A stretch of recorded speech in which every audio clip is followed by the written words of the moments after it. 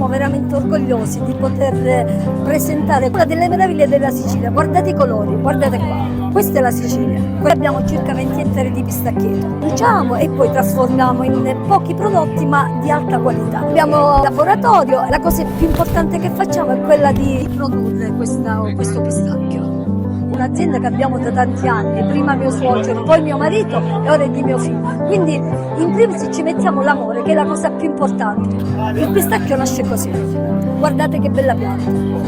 Poi la pianta Piccolina. sì, e poi naturalmente nasce così. Dietro, credetemi, c'è tanto di quel lavoro perché il terreno è particolare. Intanto la prima cosa che chi ci ascolta può non sapere è che non si raccoglie ogni anno. No, questa è una produzione biennale. Noi lo facciamo apposta in maniera tale che il terreno nell'anno di scarica si riposi, quindi l'anno che va in produzione rende questo prodotto eccellente. Un terreno lavico che gli conferisce quella tipicità, quel sapore particolare che noi non troviamo da nessuna parte, è il terreno che gli dà questo. Abbiamo deciso di produrre poche cose, in primis il pistacchio che è il re della crema di pistacchio e del pesto. E poi abbiamo naturalmente la granella e pochissime cose, insomma, perché puntiamo sulla qualità che quantità. Posso dire si sceglie in bocca.